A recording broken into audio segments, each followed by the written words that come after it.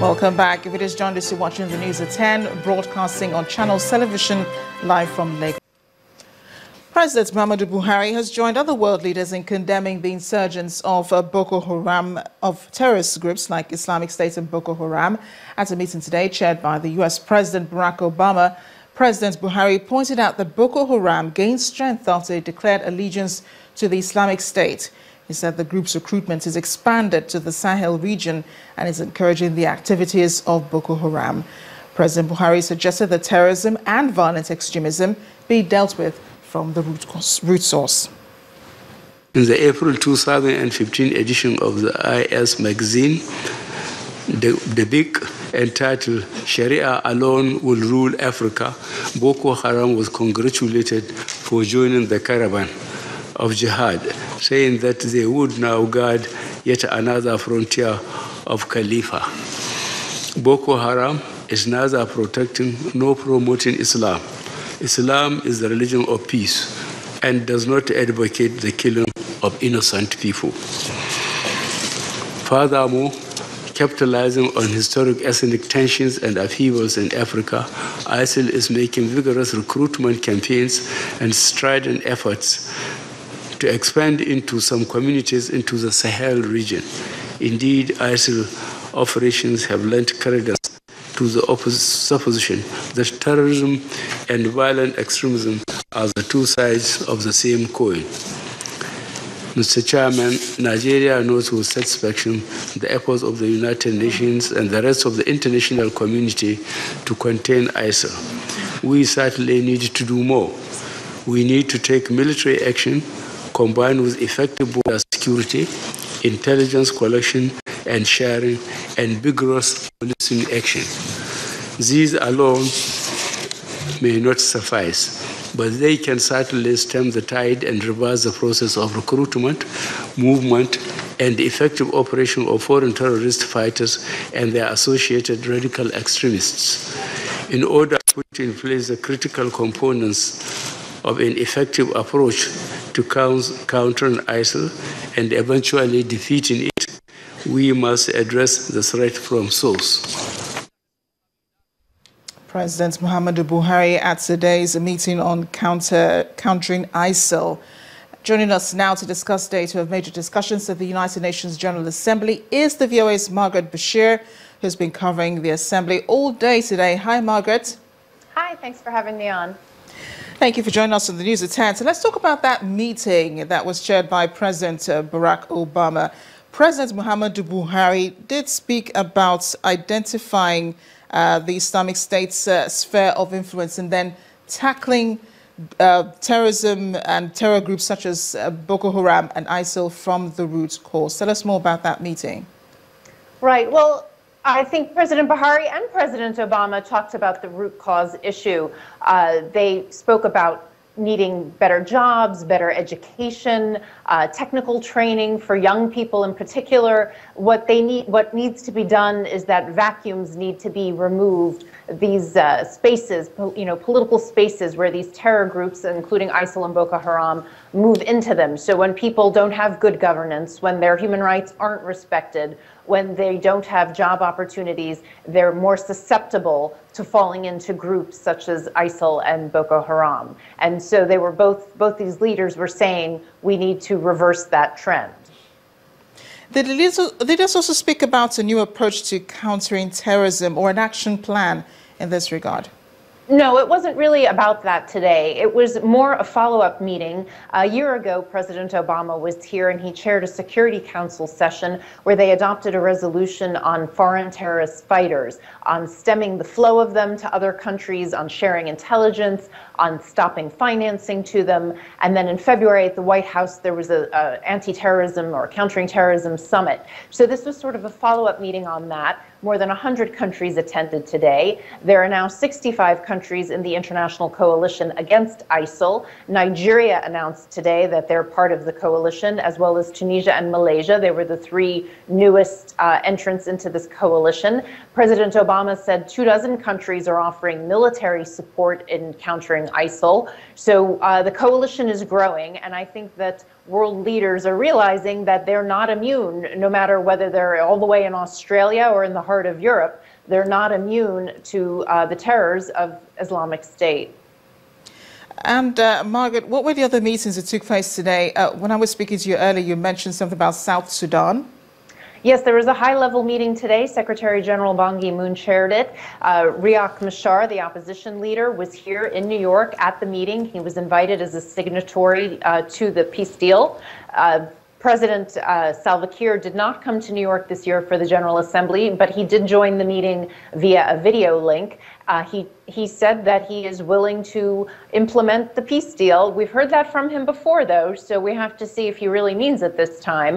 But the Secretary General sounded a bit frustrated with both Mr. Machar and Mr. Kiir, and he was very firm in his language, and he told them, don't disappoint us again. Well, thanks a lot, Margaret, for joining us on the News at 10.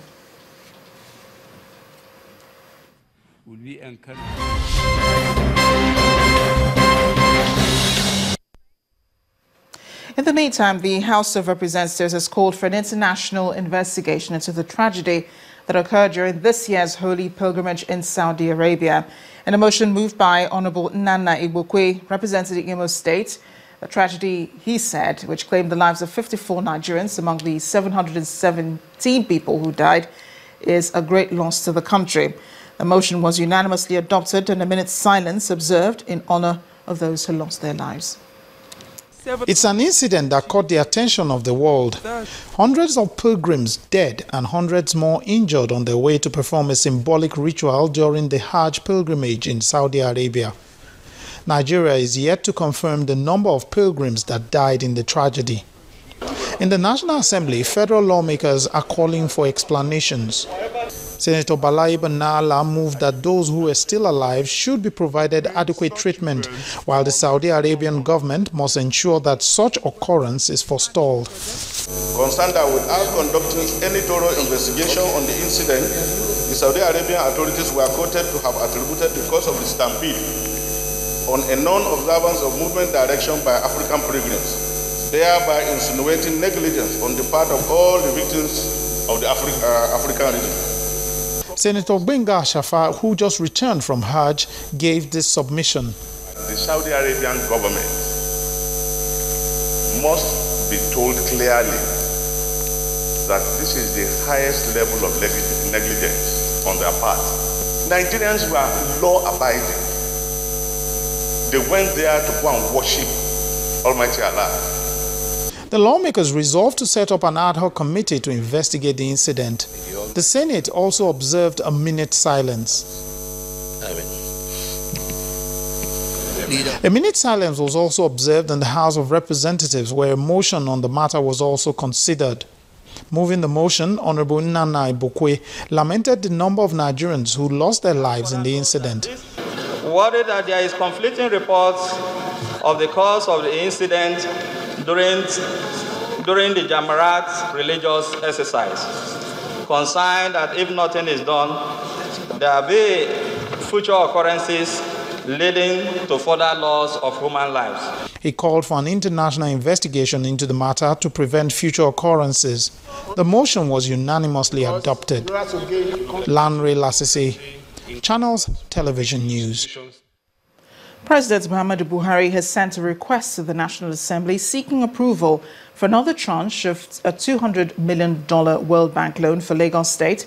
The president's request was conveyed in a letter read in plenary by the Senate President, Dr. Bukola Saraki, and the Speaker, Mr. Yakubu Dogara. The World Bank in 2010 had offered a development police operation facility worth $600 million to the state to be operated in 3 tranches of $200 million per annum. In a separate letter, President Buhari also sought the legislature's approval to raise Nigeria's proposed diaspora bond to $300 million from the initial $100 million. According to the president, the raise is needed to accommodate the huge amount of capital required to bridge the infrastructure gap in the country. Former Secretary to the Government of the Federation, Chief Olufalaye, has been speaking on his ordeal in the hands of his abductors. He says the suspected cattle rearers constantly threatened him with death if the 90 million naira ransom was not paid.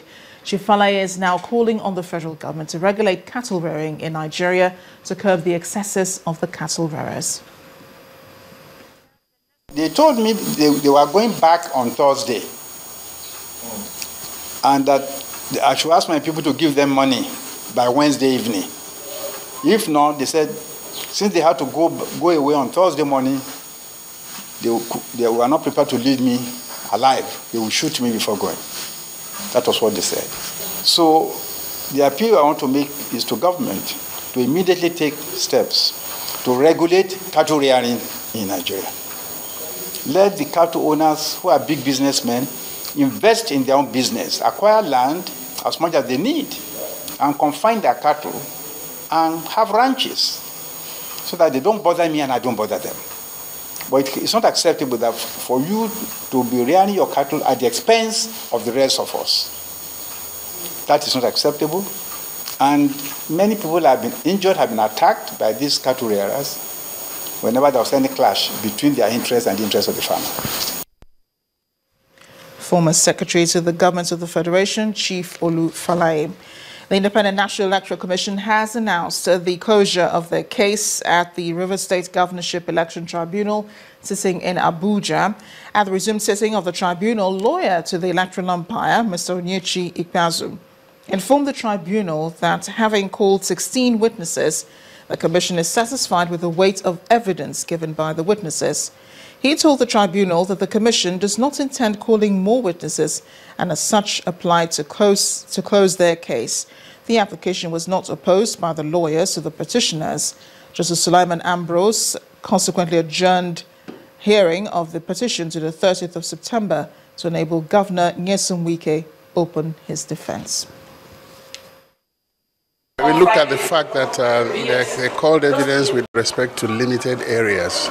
So what we did was actually to call rebuttal evidence with respect to the areas they had called evidence. And having done that, we feel that we have brought the case to a balance. Well, we looked at the fact that you just don't call witnesses for the fun of it. You call witnesses in order to meet the case presented by the other side. And we have called 16 witnesses in the whole, and we feel that the 16 witnesses have sufficiently covered the area that we needed to call evidence. And then, of course, we're only one respondent. The second and the third respondents are still yet to call evidence.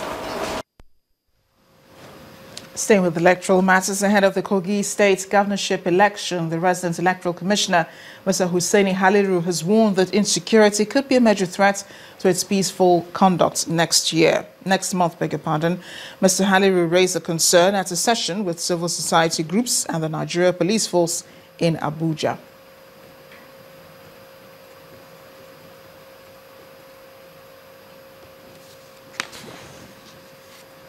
When the news at 10 returns, boardroom titan Gamal El Onosade is dead. Please join us again.